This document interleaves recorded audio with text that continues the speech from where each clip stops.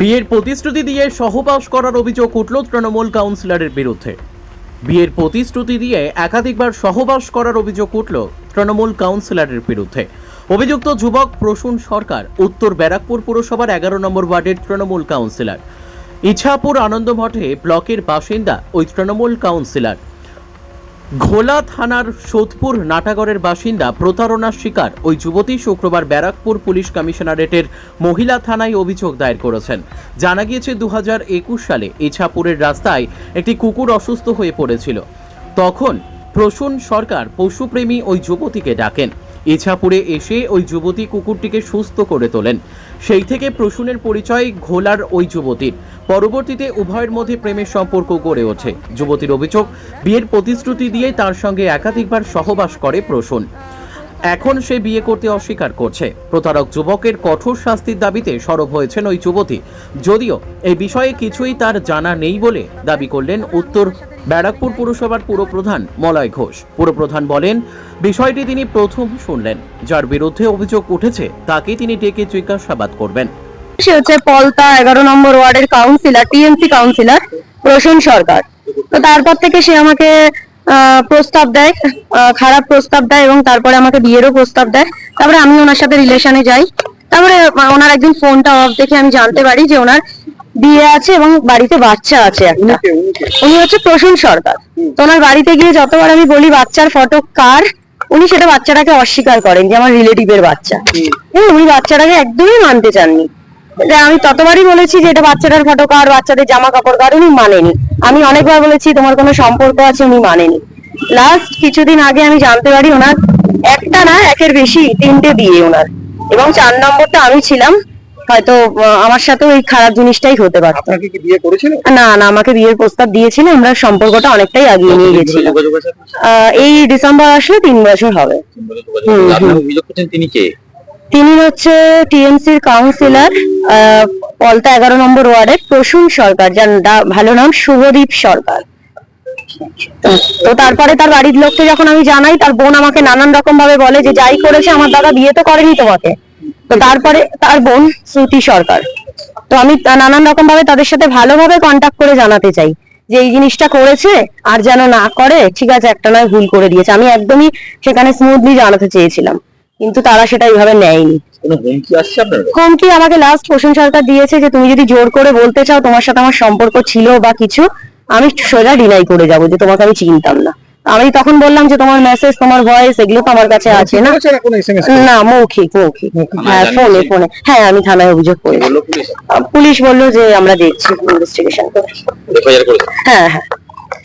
অভিযোগ করছেন একজন মহিলা, কি বলবেন? এটা আমাদের সম্পূর্ণ একটা অপ্রত্যাশিত ঘটনা। আর যেখানে অভিযোগ হয়েছে, যে এজেন্সির কাছে, পুলিশের কাছে বা যেখানে, তারা তদন্ত করবে, তদন্ত করে যে ব্যবস্থা নেবে। এখানে আর কি বলার আছে আমার? জানি না, মোটামুটি এটা একটু খবর নিয়ে নেবেন এবং পারলে পরামর্শ দেবেন, উপকার হবে। আপনাকে ফোন করে কি বলতো? আমাকে ফোন করে বলছে, জানেন কাকু 2 বছর ধরে আমাদের মধ্যে ফোনে কথা হয়। আমি কি করতে ফোন করবো, ওকে আমার ভালো ওকে আমার ভালো লাগে। আপনার ছেলে একটু বিয়ে, এখন বিবাহিত তো? আমার ছেলে মানে তার একটি ছেলে আছে। আমি সে কথাটিও জানিয়ে দিয়েছি যে তোমার মাথা থেকে ভূত তারাও, কারণ আমার ছেলে বিবাহিত এবং তার একটি ছেলে আছে। তো বলছে যে আমার কাছে হোয়াটসঅ্যাপ মেসেজ আছে, ও আমাকে মেসেজ করতে হবে। বললাম, আরে ভাই, ফেসবুকে, হোয়াটসঅ্যাপে, মেসেঞ্জারে কত অচেনা মানুষের সাথে কত মেসেজ হয়, তোমার সঙ্গে কি কিছু হয়েছে? বললাম না, আমাকে এই 2.5 বছরে বা 2 বছরে তো বলেনি যে আমি বিবাহিত, তাই আমার সঙ্গে মেসেজ দেওয়া হতো। তা আমি বললাম যে তোমরা তো এই যুগের ছেলে মেয়ে, লেখাপড়া জানো, ওর প্রোফাইলটা দেখেছো, লেখা আছে ম্যারিড। তো এটা তো নতুন নয়, ওর তো পুরোনো প্রোফাইল। এই বিয়ের আগে ওর একটা বিয়ে হয়েছিল? না। শারীরিক নিগ্রহের কোনো কথা বলেছি কি আপনাকে? না, সামনে যোগাযোগের কথাই বলেনি। বলছে এখানে কোনো ওয়ার্ডও কুকুর টুকুর খাওয়াতে এসে তো সমাজসেবা করে, এসে একদিন দেখা, তারপর থেকে ফোন নাম্বার নিয়ে গেছে, ফোনে গল্প করে। সে ওয়ান সাইডেড লাভ, কারণ আমি আমার ছেলেকে চার্জ করেছিলাম।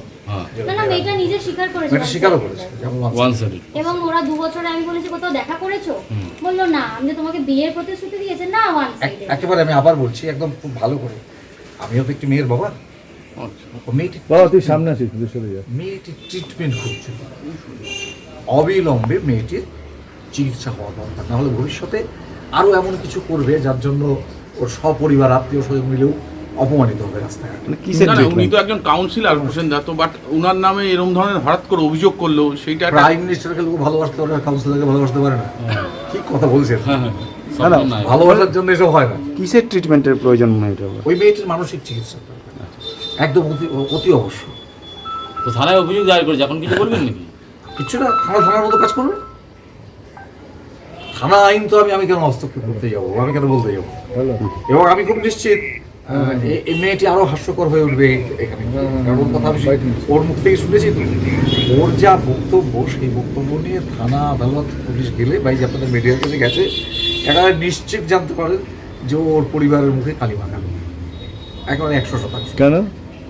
কত ভিত্তিহীন কথা বলছে না, এবং স্বপ্নের নায়ককে ভালোবেসে থানায় চলে যাবো, এটা হাস্যকর নয়। না, ও বলছে তো ফিজিক্যাল রিলেশন আছে, 376 কেস হয়েছে। এটা আপনাদের বলতে হবে, আমাদের কিছু বলেনি। যতদূর পর্যন্ত আমাকে বলেছে ওয়ান সাইডে। মানে so far information received directly from the girl, whatever you are telling, it is baseless, simply baseless, as the lady told. I am not blaming. The lady told herself that she had no relation with him. He just loves her, loves him. তো থানায় complain করেছে, এটা কি আপনি জানেন? না, আমি আপনার থেকে শুনলাম।